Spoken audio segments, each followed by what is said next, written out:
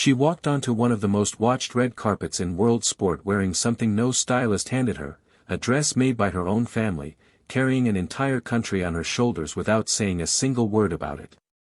Here's what makes this stranger than it sounds. This isn't a celebrity looking for another spotlight. This is a professional athlete whose career lives or dies by rankings, results, and brutal weekly pressure on a tennis court. So why are Vogue, Nike, and international fashion press suddenly circling her? Why did 3 of her fellow WTA players start gushing about her outfit on a podcast like she just won a major? And why does a single white flower, small enough to almost miss on camera, keep showing up in the biggest moments of her career? Stay with this one, because the answer traces all the way back to a cracked hard court most people will never see.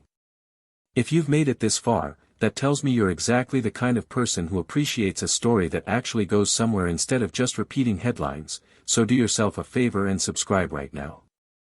Not for us. For you. Because this channel exists to dig past the surface of stories like this one, the ones with real threads running underneath them, and if you're not subscribed, you're going to miss the next thread the moment it appears. And based on where this story is heading, there's going to be a next one. So hit that button before you keep watching, because you're about to understand exactly why it's worth it. Long before red carpets and magazine covers, there was a hard court in Quezon City, in the Philippines, with nothing special about it. A brother and sister trying to grab enough practice time after school. Their grandfather showing up early just to hold the court for them. No guaranteed training pipeline.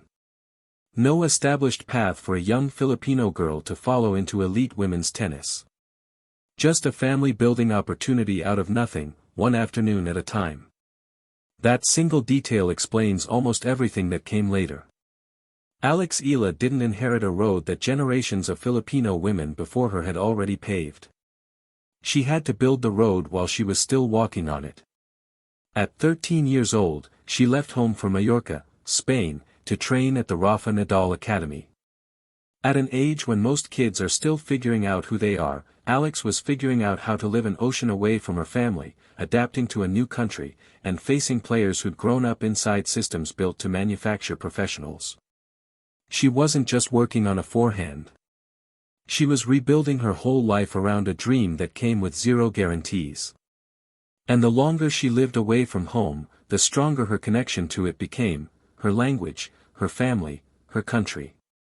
That connection would later show up in places nobody expected, inside a magazine spread, stitched onto a piece of Nike gear, in a single flower tucked into her hair.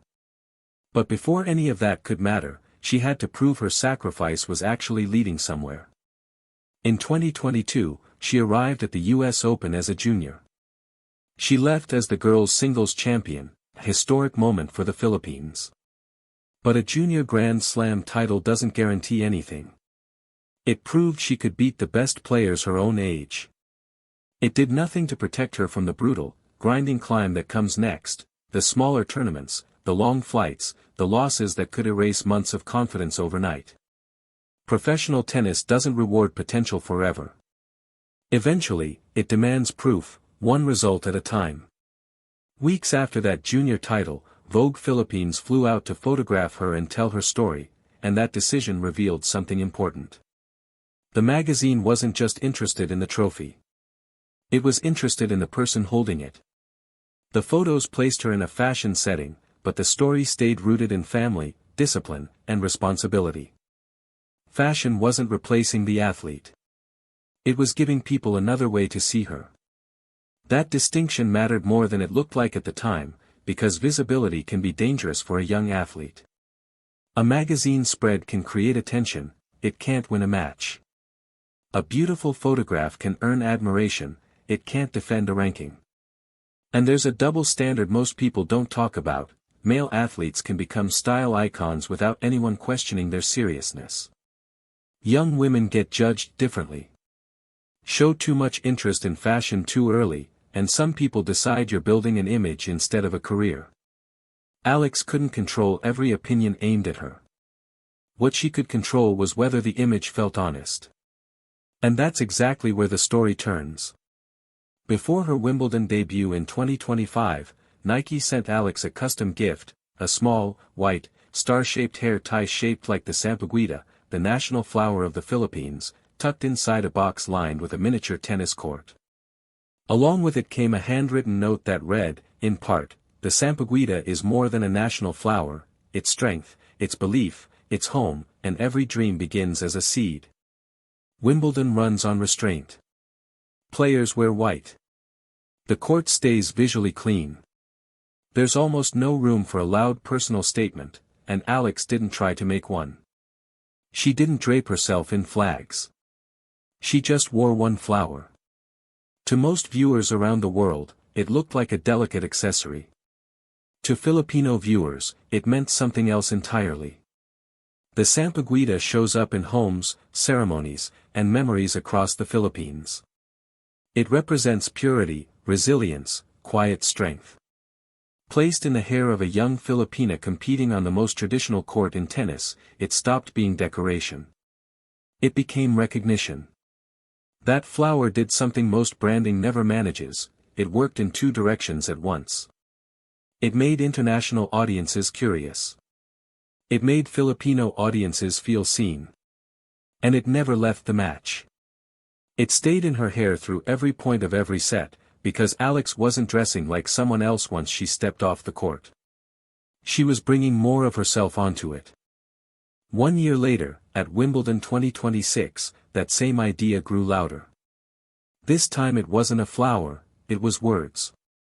Nike stitched a Tagalog phrase onto the back of her visor, "Kapag lumago, hindi nahihinto." Once it grows, it cannot be stopped. She wore it into her third-round match against the defending champion, and by the time that match was over, the phrase wasn't just a nice sentiment anymore.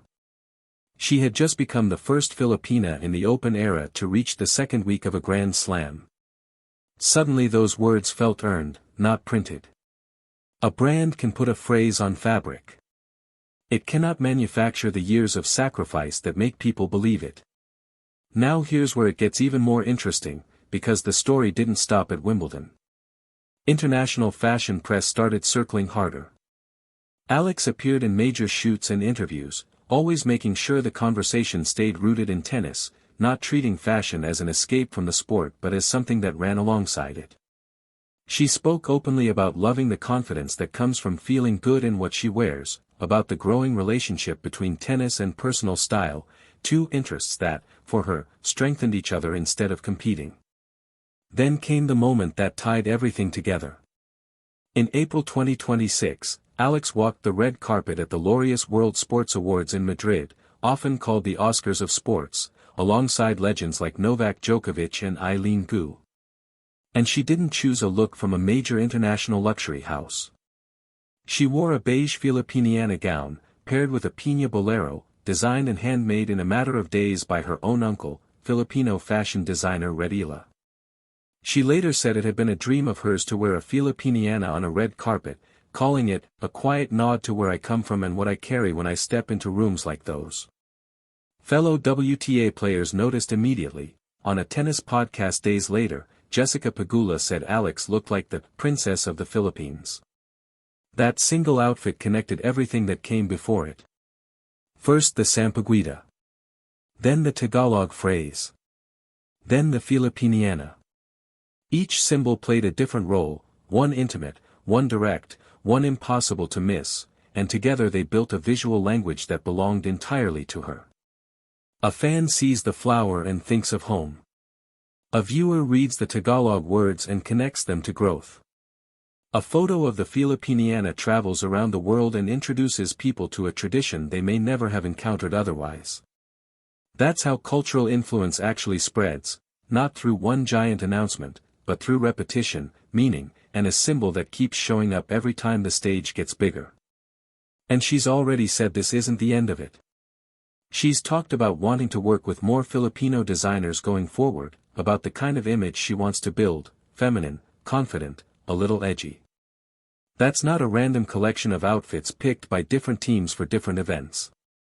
That's someone beginning to understand exactly what she wants to represent, and deciding that being a serious athlete and a cultural figure were never mutually exclusive in the first place. A ranking can tell you how well Alex is playing.